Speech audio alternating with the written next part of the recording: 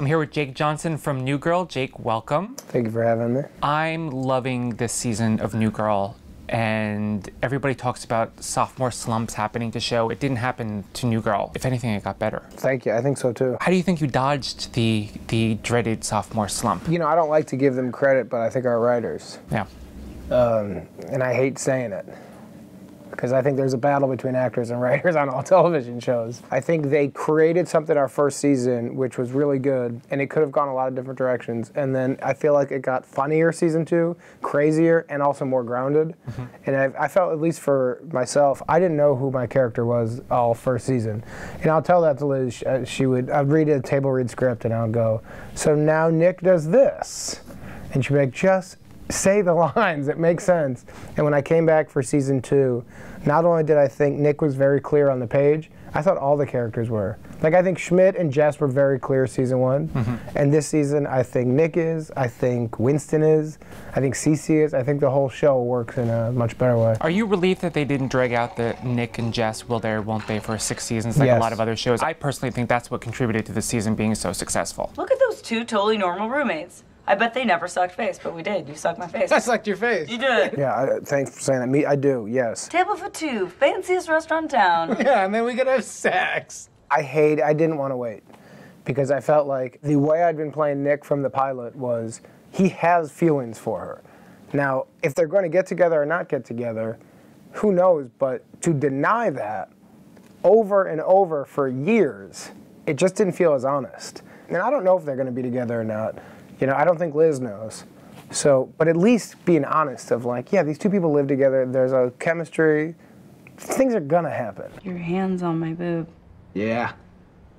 And it's weird. I think they're gonna be together. You do? I think they're gonna be together. Do you think season 3 they're going to date? I hope so. You do? I think that's what we want to see. I think to deny what happened this season or to skip over it and then have to go back to where you were, I don't think that'll work. I agree with that. Here's something that scares me. We are roommates who have made out a couple times and are attracted to each other. Mm-hmm. If they start dating and get very serious, do they move into the same room?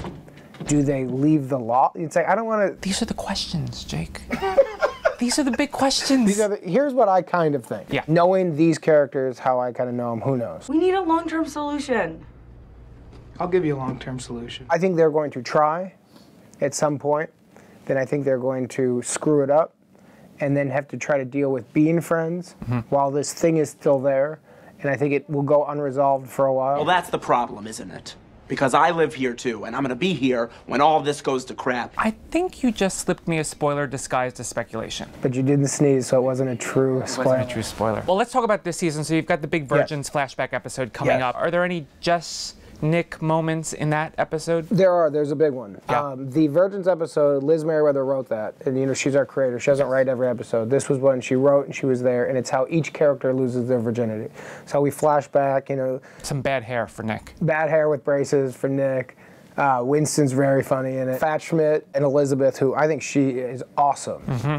And I love that story. Yep. And then Jess, how she loses her virginity, and Cece loses it with some huge cameo type guy. But at the end, it's very Nick Jess. There's a big Nick. And then for the last 2 episodes, is it sort of dealing with fallout from what happens in the Virgins episode? Because I know Rob Reiner comes back. Yeah, Rob Reiner comes back, kind of. It's dealing with, you know, the final 2 episodes, the finale is a crazy episode.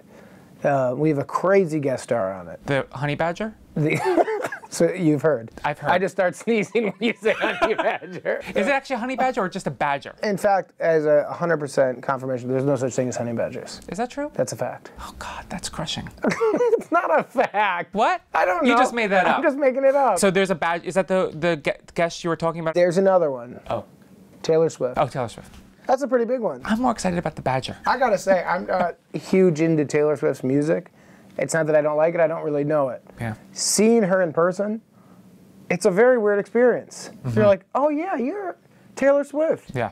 She's an incredible actress. Was she nice? So nice, so normal.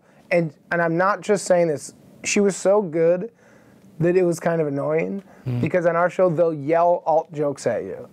And you're in a scene and then they yell things out and you try to memorize it, and we've broken them down to the point of they think these guys can't remember all these jokes, they're not human. Mm-hmm. They yell a paragraph at little old Taylor Swift. Oh. She memorized it so perfectly that Liz came out like dancing and hugging her, and we were all kind of like, What a bitch. kind of like a little goody two shoes, like making us all Making look us all bad bad. at our day job. Now you're on your van going to Atlanta or whatever. But she's very good on the show. And then the log line Fox put out for the episode said that there's a big decision that Jess and Nick make. Yes, it Fox comes wasn't to lying. Fox for once. it comes to a crossroads. The Nick Jess relationship. Okay. I got a couple quick reader questions. Dean Rankin asks, how long did it take you to perfect the turtle face? This turtle face thing. In one part, it's flattering. In another part, it's like Where did that originate from? I have no idea. You know what it really did? Season 1, I had a lot of, standing Nick next to Jess while she's talking, or Nick next to, Schmidt while he's doing a monologue. And I just didn't have a lot to do. Yeah. And so while listening to a lot of this stuff, I didn't plan a turtle face. It's just my face. Now if you Google my name, Turtle face is the first result? no, it's one of them. And It's a picture of a turtle. And even more embarrassing, somebody sent me this on Twitter the other day, and I just retweeted it with like a come on. If you Google turtle face, Yeah. my face is one of the options. Come on, man. Well, Turtle face there could be worse things. than a turtle's face. It could be a badger face or something. Badgers are better than turtles. Are they? They're like weird dinosaurs with like Turtles are kind of cute. a turtle's face. Hillary Butler. If you weren't Hillary. on New Girl, what current TV show would you want to be on? Breaking Bad. Oh, going for the drama. Pretty cool answer. Yeah. You just looked at me differently. All of a sudden, I'm like, oh yeah. Wow, that shocked me. It's deep. Steve. I want to be one of the junkies. Are you nervous about the final 8 episodes? I'm actually really excited. I didn't love that they broke up this last one because last season I was Neither so did I. excited. It was so short. You know why they did that? So they could qualify for Emmys in both years. Oh, that's why. I mean, that's my Yeah, theory. I didn't But get it's it. not very viewer friendly. I don't watch them live. I like to get like 5 in a row and then binge. Mm-hmm. I watch it. I had like 2 binged it, and I'm like, I don't want to be done yet. Yeah. I'll get very excited when it's back on. Yeah. I think those actors are doing such a good job on that show that I think Aaron Paul is like so good. Amazing. Amazing. Real quick before we go, you're going up for lead actor Yes. this year. Big move. Truthfully, it was Max Greenfield and I were talking about it one day, and he said, you should consider going after lead.